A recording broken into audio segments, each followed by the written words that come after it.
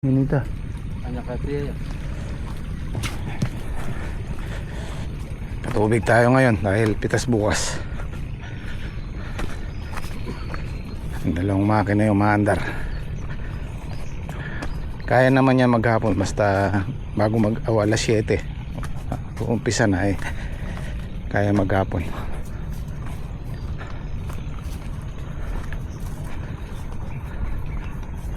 Ay, nagsara na oh. Pero daing maliliit. Daing maliliit. Kaya napaka-importante nung ano guys, yung pagitan. Yan ano yan, 9 yan. Medyo malapad-lapad. Dati 8 lang kami. Lalo na to oh, Kasikip. Yan ang unang maglalaos dahil nagpang-abot na.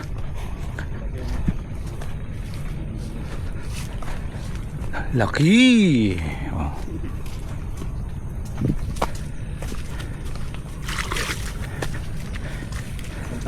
Ayan, magpapataba pala si Patrick.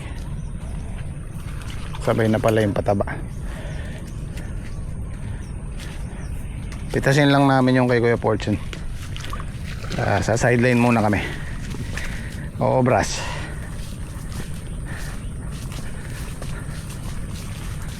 Eh no. Ano nyo? Palagay mo paparehas lang bukas. Usulong yan.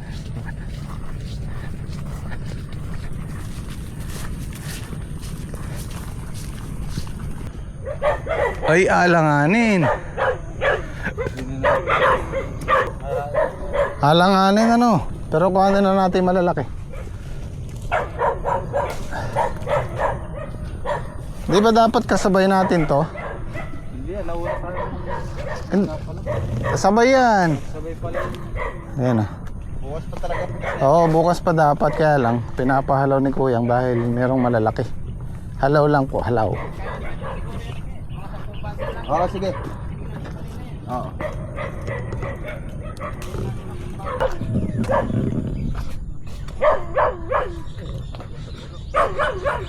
Kaya 10 niyan. Hindi ko kaya. Hindi makakasampo. Hindi. Matras pa yata ano. Puro good eh. Baka na yung blade mo, tabi mo. Pinusa mo. O yan mo din.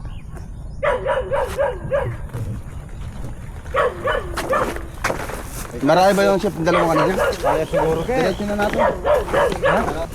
Kaya O, sige, diretso na nyo doon. Kaisang karga lang naman pala. isang ganito lang naman kaya. Dali na namin na yung nandun.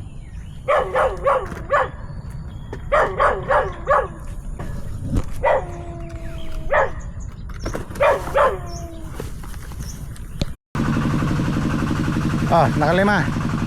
Anin po kaya. Oh, ayos. Paano nyo yan yan? So tayo muna yung magluluto ng almusal. Pirito po tayo ng talong. Saka apat na rin yan. Tinapa. Yun o. Talbos ng kamote. Saka piritong kamatis.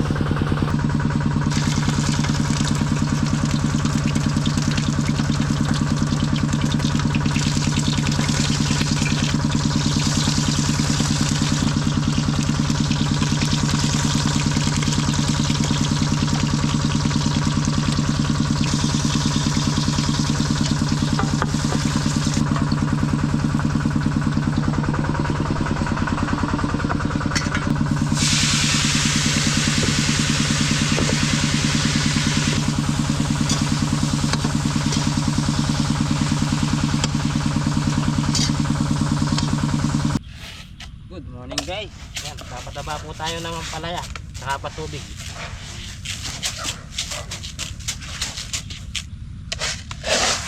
Kailangan na po nila ng vitamins.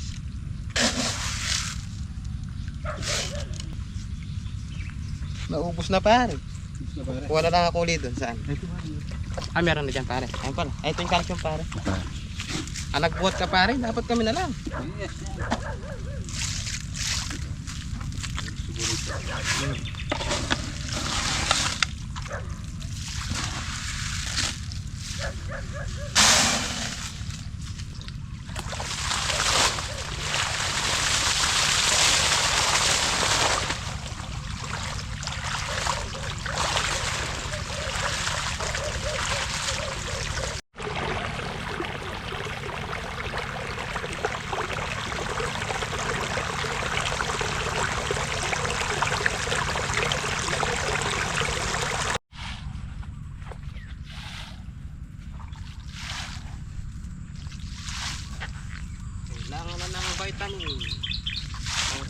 palaya.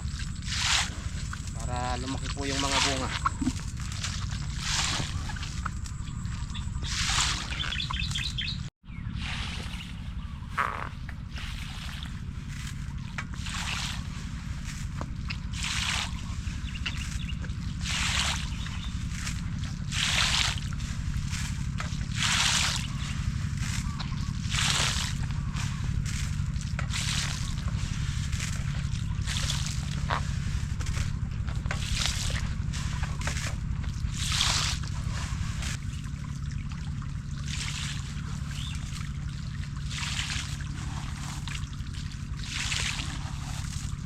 Parang malagad yung ano ngayon pare, madalang bunga niya. Medyo atras siya bukas.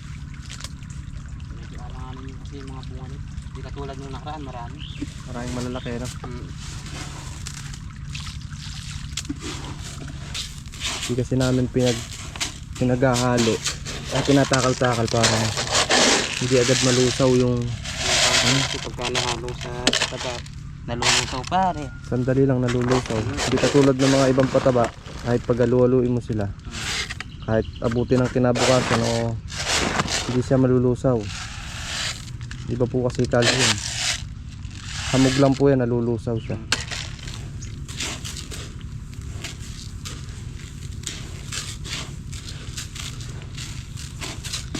Saka po kailangan pagka binubod, may tubig. Para kainin kagad ng halaman. Kasi pag tuyo mong binubod dyan, masasayang lang. Sisingaw lang po. Sumisingaw lang siya. Kahit ano naman pataba, kailangan may tubig.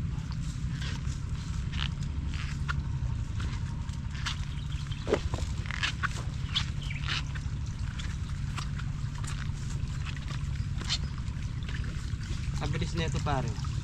Si Mano nandun. Sabay siya dito.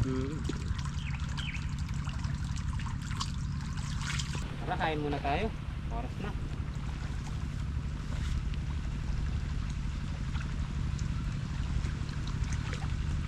Patapos na po yung dito guys. Ito naman po yung banda.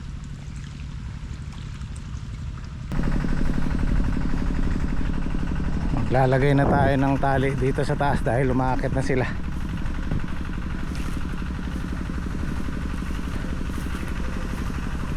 Nasukat mo na, Jape? Sino na lang namin yung sa baba. Papaakyat na, pero babaliin ko pa yan siguro mga 2 beses na bali.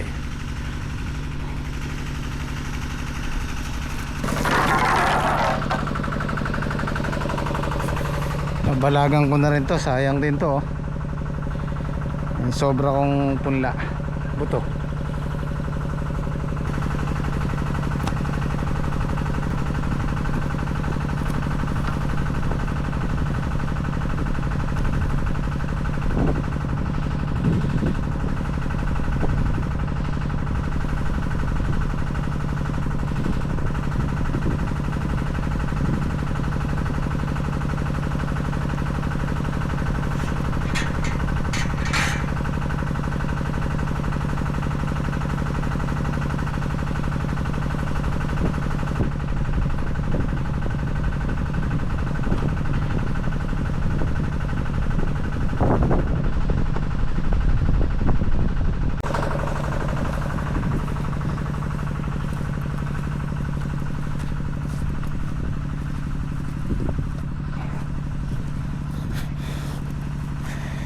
Hanap na sila ng makakapitan eh.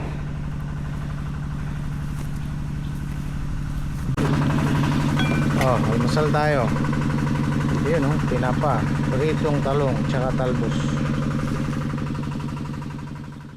Kami ang Gym Squad, pamilya sa diwa, sa hirap o ginhawa, kami magkasama. Hindi kami perpekto, pero totoo ang samahan.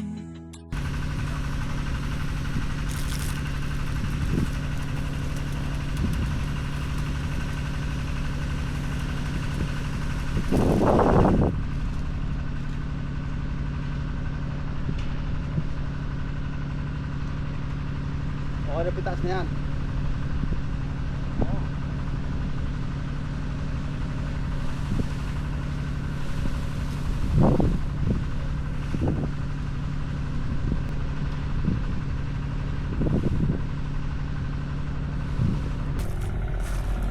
tayong bisita. Tara. Jake, tika din eh.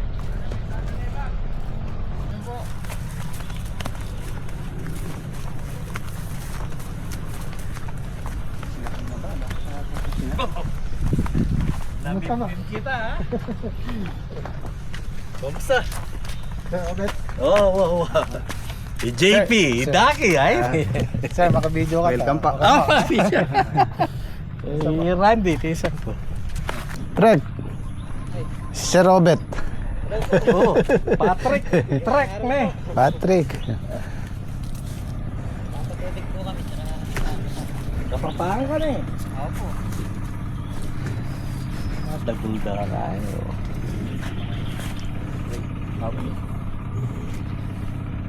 Yanyo! Oh, yan yun. In chef na eh. Kunan mo no retang kain nyo, letang mga dagol. Pakuha tayo Sir Robert. Palitrato tamo, bangan to. Subi na. Bota na mo. Swansea. O kaya, karay nga palya. Palya kung malago. Ay, hindi Kenny.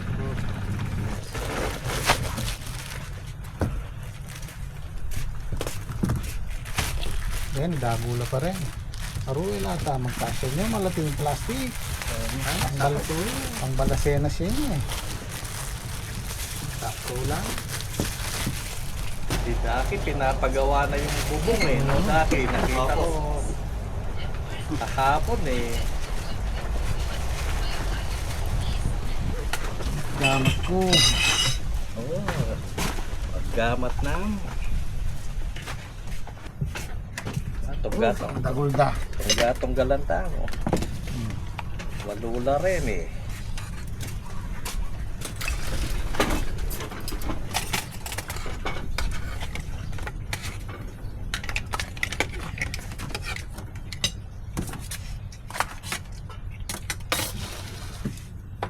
Mapalya ka. May yaman sa bo.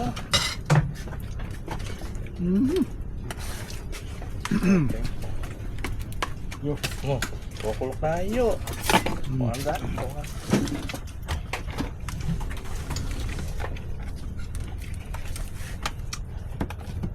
Ano ito? Ay JP?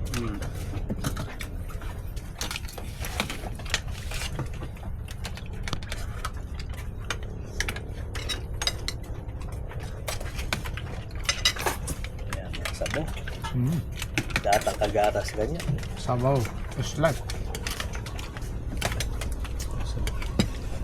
Hindi.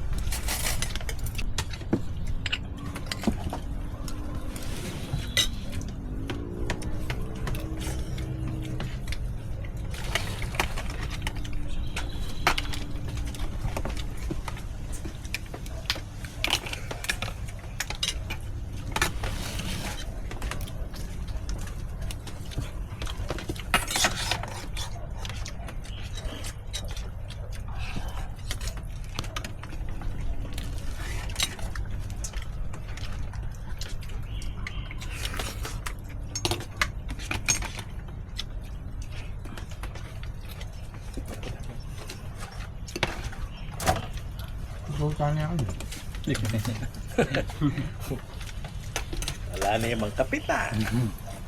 Kaya na eh, kaputit. Galunggong yang malati, pututan na pa.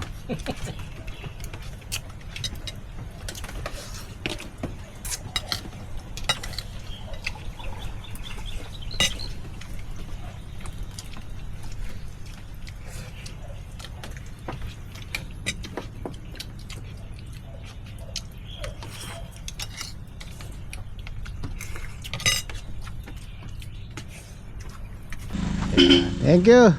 Ang ganda ng busina ni Koy, salamat. Si Sir Obet Tayag. Ayan. Maraming salamat po sa pagbisita.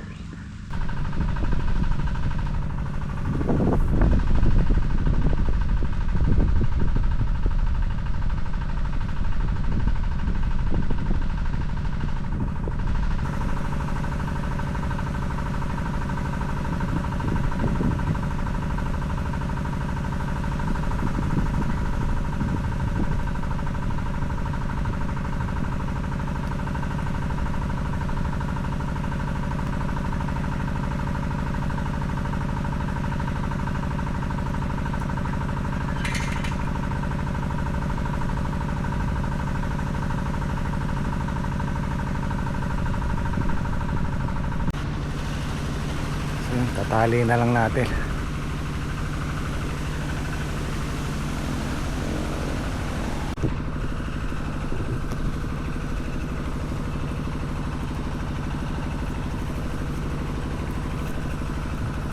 Ayan, pwede na silang dumiretso sa taas.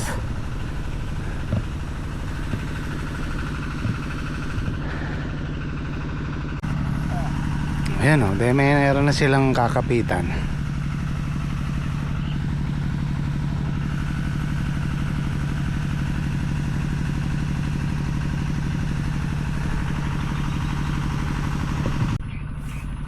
So patapos na yung gym squad, siguro mga ilang tudling na lang, 6 na tudling, tatapusin na nila to hanggang mamaya.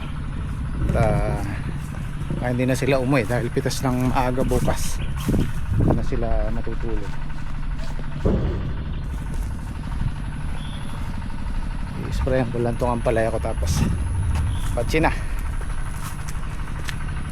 Medyo malakas pa yung hangin eh. Pinapaano ko yung paglubog ng araw, tsaka natin babanatan.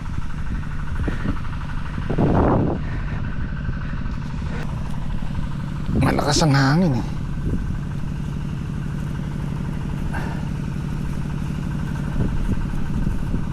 Pansinin nyo mga silong guys, ang papayat walang sanga compare dito sa mga naaarawan. Ayan o, ang dami ng sanga tapos ang lalaki ng talbos. Napaka-importante ng sikat ng araw. Ayan o, kasi kung nakikita mga nag-uumpisa na ng mga baltic fungus kasi umulan kanina, umambon kanina tas kahapon. So ayan o, mga dot na yan, pero actually nasunog na yan. Inaano ko lang, piniprevent ko lang na kumalat.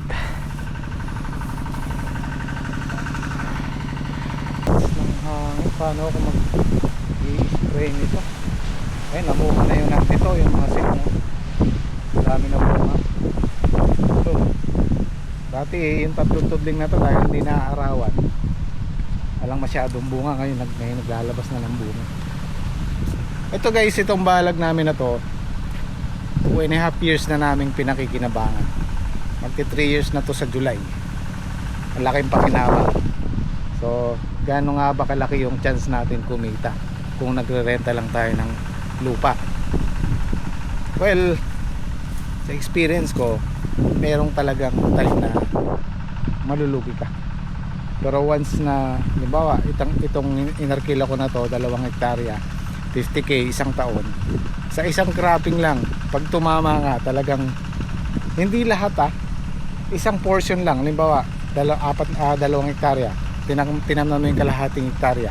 Pag tumama ka doon sa kalahating hektarya na yon, isang cropping lang, mababawi mo yung isang taon mong pang-renew kung tatama ka. Pero gaya na sabi ko, hindi sa lahat ng oras tatama ka.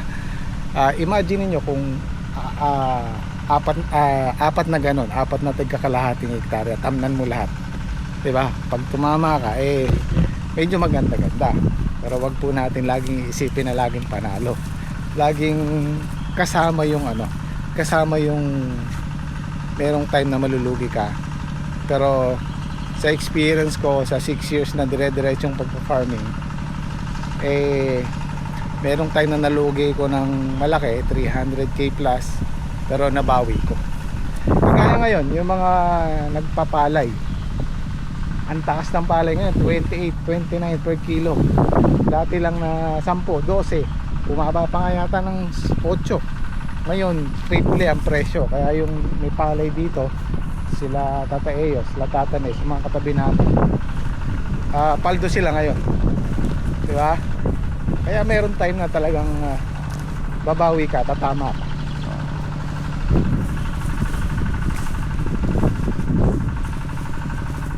Yan, kagaya nung inarkila ko na to, 4 na hektarya, ang natamnan ko dito halos kalahati lang. Pero nalugi man ako, nakabawi naman. Dahil yung huling ampalaya namin dito, maganda-ganda yung kita.